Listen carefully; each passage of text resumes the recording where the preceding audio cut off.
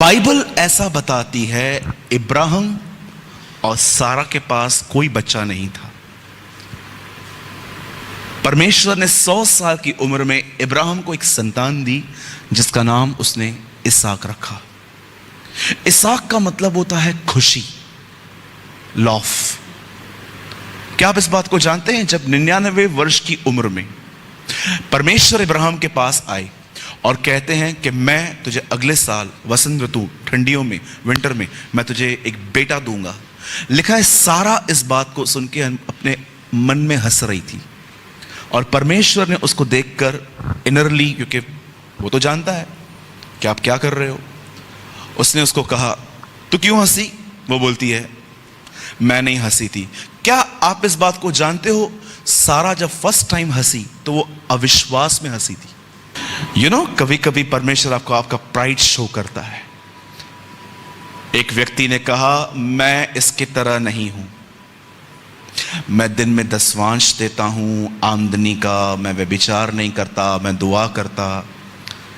कभी कभी हम लोग कहते हैं वो फरीसी थे, पर सोचो अगर आप उस पापी की तरह अगर ये सोचते मैं फरीसी की तरह नहीं हूं, तो क्या आप फरीसी नहीं हो?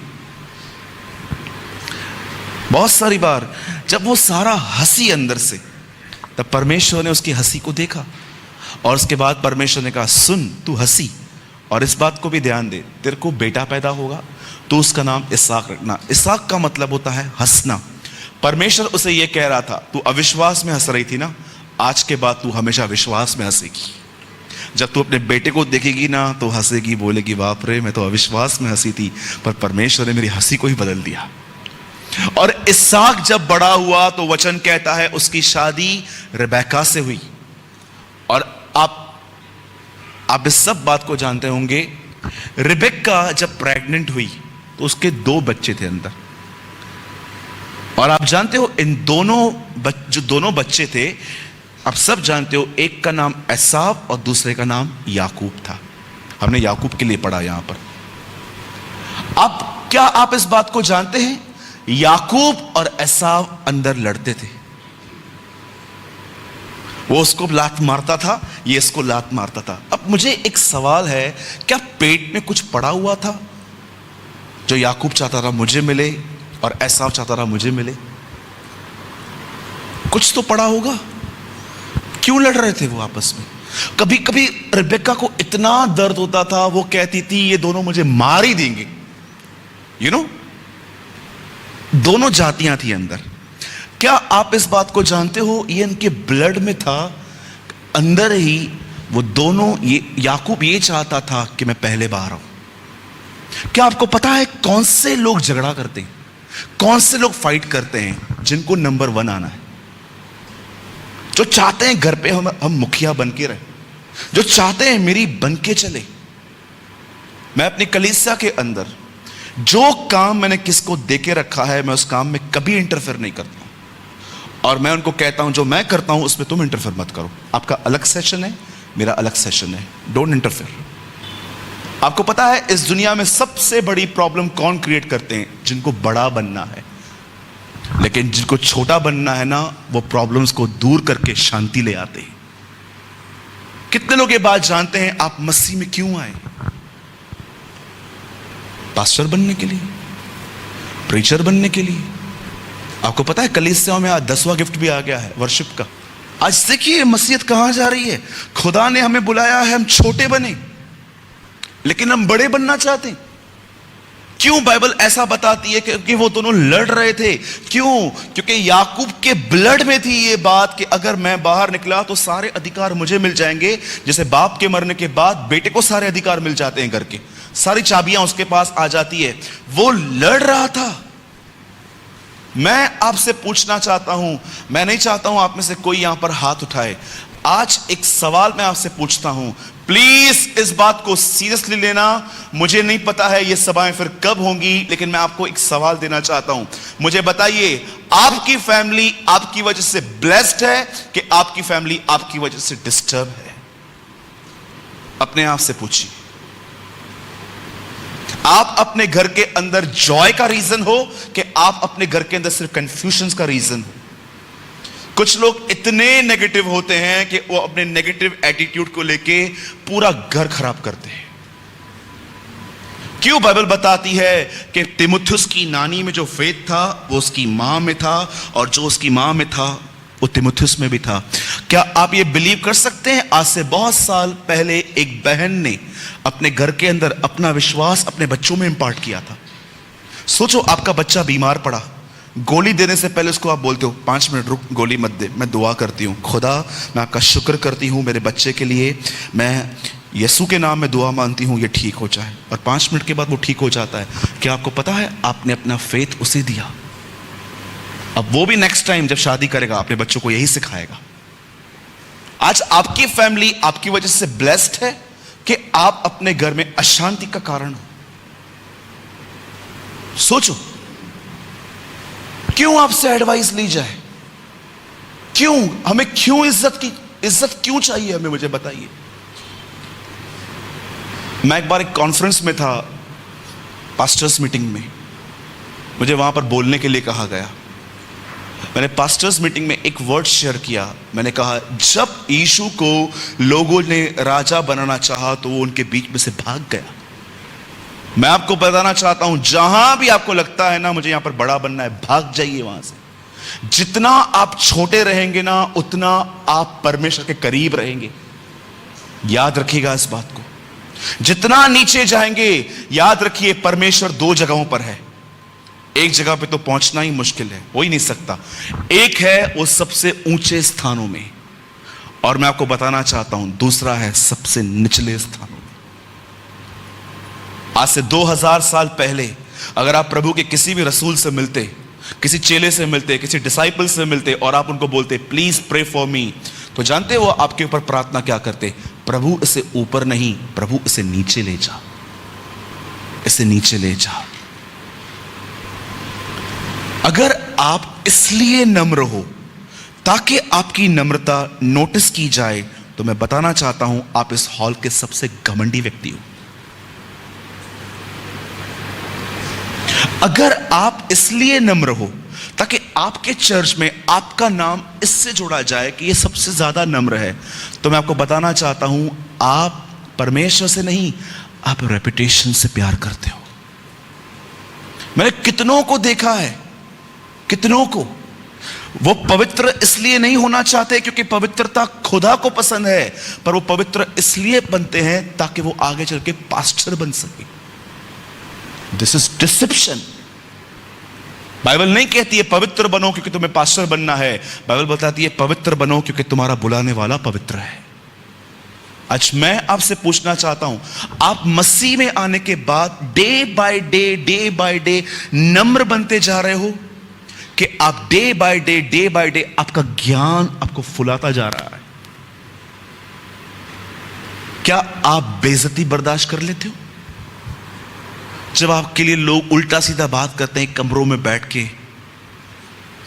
लेट इट बी, बोलने दो। क्या आप शांत रहते हो? ब्रदर, आप क्या समझाना चाहते हो? अन्याय सह लें? बिल्कुल। यीशु अन्याय नहीं सहता तो हम में से यहां पर कोई नहीं बैठा रहता आज। पर मैं आपको यह समझाना चाहता हूं कि आपकी फैमिली आपकी वजह से ब्लेस्ड है। क्या कोई आपके घर के अंदर यह कहता है अगर मेरे घर में शांति है तो इसकी वजह से है, क्योंकि यह सब कुछ बर्दाश्त कर लेता है? क्या आप इस बात को जानते हो? जब यीशु मसीह क्रूस पे था तब एक व्यक्ति ने घुटने टेक कर क्यों कहा यह परमेश्वर का बेटा है और यह धर्मी है? यीशु वो पहला व्यक्ति नहीं था जिसको उसने कीले मारे थे। इससे पहले भी उसने बहुतों को मारा होगा, और जब भी वो लोगों को क्रूस पे लटकाता होगा लोग उसे गालियां देते होंगे, श्राप देते होंगे, उसको बोलते होंगे हाथ छोड़ मेरा। लेकिन उसने अपने लाइफ में पहला पर्सन देखा जो अपना हाथ पीछे नहीं कर रहा था, वो चुपचाप मार खा रहा था। क्या आप बिलीव कर सकते हो? पब्लिक को आज सरमन्स की नीड नहीं है, पब्लिक को आज एक अच्छे चरित्र की नीड है। मैं हमेशा कहता हूं इंडिया को उदाहरण चाहिए, प्रचारक नहीं। यीशु ने नहीं कहा मुझे सुनो, यीशु ने कहा मेरे पीछे हो लो। आज मैं आपसे पूछना चाहता हूं, आइए आपकी प्रेजेंस में लोग जॉयफुल फील करते हैं कि आपकी प्रेजेंस में लोग इरिटेट फील करते हैं? अब लोग क्यों इरिटेट होते हैं हमारी प्रेजेंस में? सोचो, यावेस भाई की छोटी सी गुड़िया यहां पर बैठी हुई है। सोचो, यावेस भाई एक ऐसा व्यक्ति है, ऐसा वो है नहीं, एक ऐसा व्यक्ति है जो सिर्फ डिसिप्लिन डिसिप्लिन डिसिप्लिन डिसिप्लिन, प्यार की बात ही नहीं करता। वो जैसे आता है यहां बैठ जाता है, गुड़िया को नोटिस करता रहता है। खाना खाया? हाँ पापा, जाओ सो जाओ। सुबह उठ के गुड़िया आई, ब्रश किया? हाँ किया, जाओ ब्रेड बटर खा लो। स्कूल से आई, क्या पढ़ के आए? एक बच्ची अपने बाप से प्यार कर कैसे पाएगी? आपको पता है इनको कैसे करना चाहिए था? कम गुड़िया आ गया, जल्दी जल्दी जल्दी। आपको पता है क्या करना चाहिए था? हाँ आ जाओ जाओ जाओ, ऐसा बोलना चाहिए था। ब्रश किया मेरा बाबू? ब्रेड बटर खाया तू? क्या खाया तू? इतना भी मत करना, चढ़ जाएगी। मैं आपको बताना चाहता हूं, मैं अपने कलीसिया में कभी उस व्यक्ति को नहीं डांटता जिसको मैंने प्रेम नहीं किया। मैं हमेशा उन्हें ही डांटता हूं जिनसे मैं प्रेम करता हूं। आज से 12 साल पहले, 13 साल पहले आप मुझसे मिलते और कहते, भाई सूरज, आपको खुदा प्रेम करता है, आपके पास क्या साइन है? मैं आपको बोलता, यीशु मेरे लिए मरा। लेकिन आज 13 साल के बाद अगर आप मुझसे पूछोगे, यीशु आपके लिए मरा, क्या साइन है? मैं बोलूंगा 2 साइन है। पहला, वो मेरे लिए मरा, दूसरा, वो मुझे डांटता है। मैं जिनसे प्रेम करता हूं उन्हें डांटता हूं, और जिन्हें पुत्र बनाता हूं उन्हें कोड़े भी लगाता हूं। हर चीज प्रेम से होनी चाहिए, हुकूमत से नहीं। We are not Hitlers, we are the disciples of Lord. याकूब जो था वो क्यों बाहर आने की कोशिश कर रहा था? उसे बड़ा बनना था। मेरे भाइयों, मेरी बहनों, एक मजेदार बात बताऊं, जितना मजा छोटा होने में है ना, उतना बड़ा होने में नहीं है। Trust me. इसलिए यीशु ने कहा, जब तू किसी विवाह में जाए तो पीछे बैठ, आगे मत बैठ। कहीं आगे बैठने पर कोई तुझे ये ना कहे कि आप उठिए, आपसे बड़े अतिथि आ रहे हैं, आई एम सो सॉरी, कितना बुरा लगेगा। लेकिन बाइबल कहती है पीछे बैठो, ताकि लोग आपको देख के कहें, आप यहां क्यों बैठे हो, चलो आगे। जो अपने आप को छोटा बनाएगा, बाइबल बताती है, वो बड़ा किया जाएगा, बड़ा किया जाएगा। कभी आपने यीशु को देखा? 80 बार उसने अपना एक नाम कहा है बाइबल में, 80 टाइम्स वन नेम, इब्ने आदम, मनुष्य का पुत्र। आप तो प्रभु के बेटे हैं, वो तो मैं हूं, लेकिन मेरी पहली पहचान है, मैं इंसान हूं। मैं तुम्हारे सामने इंसान होके आया हूं। क्या ऑसम थिंग है ना, जो पहला आदम था उसने बचपन नहीं देखा, और दूसरे आदम ने बुढ़ापा नहीं देखा, क्योंकि वो जानता था मसीह में कोई बुढ़ा होता ही नहीं। अब बाइबल ऐसा बताती है, याकूब कब आया? एसाव से पहले की बात में?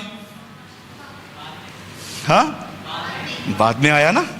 और जैसे वो बाहर निकला, स्टार्टिंग से लेके एंड तक, स्टार्टिंग से लेके एंड तक वो एक ही चीज ढूंढता था, वो जो अधिकार मैंने खोया वो मुझे वापस मिल जाए।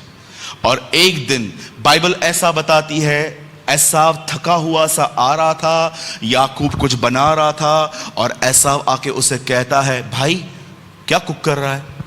ऐसे ही सूप है, दाल है, कुछ था वहां पर। और वो कहता है, मुझे भी दे। और ये बंदा कहता है, मैं दे दूंगा, लेकिन एक शर्त है। क्या शर्त है? अपने पहलोठे होने का अधिकार मुझे दे दे। आप जानते हो बाइबल में पहलोठे का कितना वैल्यू है? फर्स्ट बॉर्न का। कितने लोग यूहन्ना 3:16 जानते हैं? जोर से बोलिए। परमेश्वर ने जगत से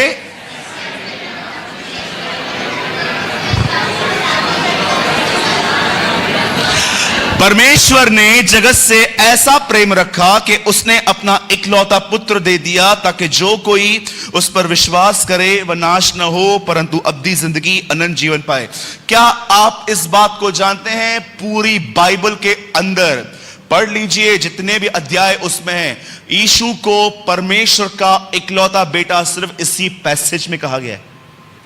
परमेश्वर ने जगत से ऐसा प्रेम किया कि उसने अपना इकलौता, इकलौते का मतलब क्या है? एक ही, लेकिन कुलिस्सियों में आगे चल के पौलुस कहता है अब वह पहलोठा है। What is the meaning of पहलोठा? इकलौता पहलोठा कैसे हो गया?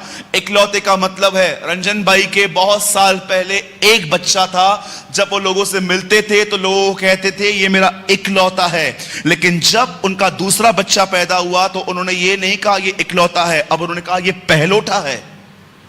क्रूस से मरने से पहले खुदा की एक ही संतान थी, उसका एक ही बेटा था यीशु, लेकिन जब वो मरा और जी उठा, आज वो पहलोठा है, बाकी सब हम हैं। हम ऐसा, वो जो इकलौता था वो पहलोठा हो गया और हम सब उसके बेटे और बेटियां हैं। और बाइबल बताती है मैं उनमें निवास करूंगा। और बाइबल बताती है, एक वचन कहती है बाइबल के एसाव ने अपना पहलोठापन बेच दिया। आपको पता है पूरी बाइबल के अंदर एक ही व्यक्ति है जिसको पश्चाताप करने का कभी मौका नहीं मिला, वो यही था एसाव। आंसू बहा बहा कर भी, बहुतों को लगता है जब चाहे तब पश्चाताप कर लेंगे, चलो पिक्चरों पे चलें, टिकटॉक बनाएं, ये करें वो करें। मैं आपको बताना चाहता हूं कभी कभी पाप कर करके मन इतना कठोर हो जाता है कि पश्चाताप आसान नहीं होता।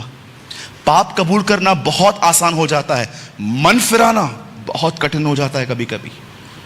इसीलिए पाप ना करें। और जानते हो उसके बाद क्या हुआ? इसको सारे अधिकार मिल गए और ये अपने बाप के पास जाके कहता है डैडी, और देखो वॉइस कैसे मैनिपुलेट कर रहा है अभी, ये कितना सयाना है ये। जब यीशु का जन्म हुआ तो स्वर्गदूत ने क्या कहा? वो याकूब के वंशजों पर राज्य करेगा। इब्राहिम इसहाक नहीं लिखा है वहां। और जानते हो वचन क्या कहता है? उसके बाद वो अपने बाप के पास गया, उसके बाप की नजर कमजोर थी, उसके सामने बैठ के कहता है डैडी मैं आया हूं। कौन? मैं एसाव, बोल आशीष दे, मुझे अधिकार दे, मैं जानता हूं तू कल परसों कभी भी मरने वाला है। उसका बाप अंधा हो चुका था थोड़ा बहुत, पर वो बहरा नहीं था, वो सुन रहा था। और वो उसको कहता है तेरी आवाज थोड़ी अलग है यार, तेरे बोल तो एसाव की तरह है, सॉरी तेरे बोल तो याकूब की तरह है। बोलता है नहीं नहीं नहीं नहीं, मैं एसाव हूं। और उसने अपने पप्पा को बेवकूफ बनाया। उसके बाप ने उसे साखा। डैडी ने उसे पूछा था तू कौन है? बोलता है मैं एसाव हूं। वहां से सारे अधिकार लेकर अपनी मां के पास जाता है। और अब देखो ये औरत क्या कर रही है। अपने घर को खराब करने का सबसे अच्छा तरीका है पक्षपात, पार्शियलिटी। तुम शेर हो ना तो तुमको खुदा एक दिन किसी सवा शेर से मिलवाएगा। सच में कभी कभी जब परमेश्वर देखता है ना लोग कलीसिया में नहीं बदल रहे हैं, तो वो दुनिया को यूज करता है आपको बदलने के लिए। क्या आपको पता है जब योना बोट में सोया था, उसको ये बोलने कौन आए? उठ प्रार्थना कर।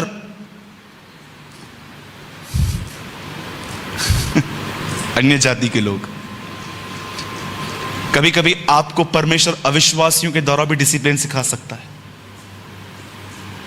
बाइबल बताती है इज़राइल के लोग जब खुदा के कलाम को सुन के पश्चाताप नहीं कर रहे थे, तब परमेश्वर कहता है अब मैं एक गवर्नमेंट रेस करूंगा, नबूकदनेस्सर, जो तुम्हें बांध के लेके जाएगा। और वो उनको बांध के लेके गया। और जानते हो इतिहास क्या बताता है? 2700 साल हो गए हैं आज उस बात को। आज तक किसी यहूदी ने उसके बाद मूर्ति पूजा नहीं की है, कभी भी नहीं। Never in the Bible. आप कभी नहीं पढ़ोगे नए नियम में वो लोग बाल को मान रहे थे, अशेर को मान रहे थे, किसी को भी नहीं। जब परमेश्वर देखता है ना कि मेरे लोग मेरे द्वारा नहीं सुधर रहे हैं, तब वो कभी कभी अविश्वासियों के द्वारा आपको वो ऐसी नौकरियों में रखता है जो आपको परेशान करते हैं, ताकि आप डिसिप्लिन सीखो। आज लोग समझ ही नहीं पाते हैं। इब्रानियों 10 में लिखा है पुराने नियम में जो कुछ हुआ वो नए नियम का एक चित्र है। परमेश्वर ने लिखा है व्यवस्था असली प्रतिबिंब नहीं, पर आने वाली चीजों की मात्र छाया है। 10:1 हिब्रू में लिखा है the law is a shadow of coming things, the Bible says. जो पुराने नियम में हुआ वो सिर्फ एक शैडो था कि नए नियम में क्या होगा। यह दर्शाया गया कि एक दिन खुदा नीचे उतरेगा यीशु में, अपने लोगों से मिलेगा और उन्हें तोड़कर नया बनाएगा। आज मैं आपसे पूछना चाहता हूं, उसके बाद जब याकूब उससे अलग हुआ, वो हमेशा क्या पढ़ा यहां पर, वो अपने लाठी के सहारे चला। आप जानते हो, आप आराम से पढ़िए, उसके बाद याकूब दिन प्रतिदिन बदलता गया। वन फाइनल ब्लो, परमेश्वर उसको एक ब्लो दिया वहां पर, डन। कई बार आपको पता हूं परमेश्वर आपको कैसे तोड़ता है, जो आप चाहते हो वो न करके, जो आप चाहते हो वो न करके। कभी आपने सोचा क्यों आपकी फैमिली आपसे हार्ड चलती है? क्यों परमेश्वर ने आपको ऐसी जगहों पे काम दिया है जो लोग आपसे सीधा व्यवहार नहीं करते? क्योंकि परमेश्वर को पता है घमंड नहीं टूटा तो आगे चल के जीवन टूटेगा। आज कितने लोग हैं जिनका एटीट्यूड नहीं ब्रेक हुआ पर उनकी मैरिजेस ब्रेक हो गई। कितने लोग हैं जब खुदा ने उनको ब्रेक करने की कोशिश की, वो तो ब्रेक नहीं हुए पर पूरा घर ब्रेक हो गया। पर मैं आज भी ये कहता हूं, जब मैं प्रभु में आया, मैंने मिनिस्ट्री की, मैं उस समय भी नौकरी करता था। मैंने नौकरी में एक ही चीज सीखी, पता है? वन थिंग, सुनना। मैं सवेरे जाता था, मुझे गाली पड़ती थी। मैं दोपहर में 10 मिनट खाने पे लेट आता था, मुझे गाली पड़ती थी। मैं जब शाम को अपने काम को जब मैं करता था, मैंने कई साल एक वाइन शॉप पे नौकरी की है, और जब मैं खुदा में आया तो मुझे प्रभु ने कहा ये नौकरी छोड़ दे। एक मसीह होने के नाते हम सब काम नहीं कर सकते। आप जानते हो, जब याकूब उससे अलग हुआ तो वो लंगड़ा के चल रहा था। क्या आप इस बात को जानते हो? बहुत सारे लोगों ने शायद आपको बताया होगा, ब्लेसिंग है चंगाई, ब्लेसिंग है बरकत, ब्लेसिंग है बड़ा घर, ब्लेसिंग है बड़ी नौकरी, ब्लेसिंग है बच्चे। आई एग्री, हाँ ये है। पर क्या आपको ये बात पता है, सबसे बड़ी आशीष ये है कि परमेश्वर आपको टफ टाइम में लेके जाए और वो आपके अंदर जो आपका समय पे भरोसा है कि मैं कुछ करूंगा, उसको निकाल के वो उसको अपने आप से भरे। That is blessing. जानते हो मूसा को इस्तेमाल करने से पहले वो जंगल में क्यों ले गया?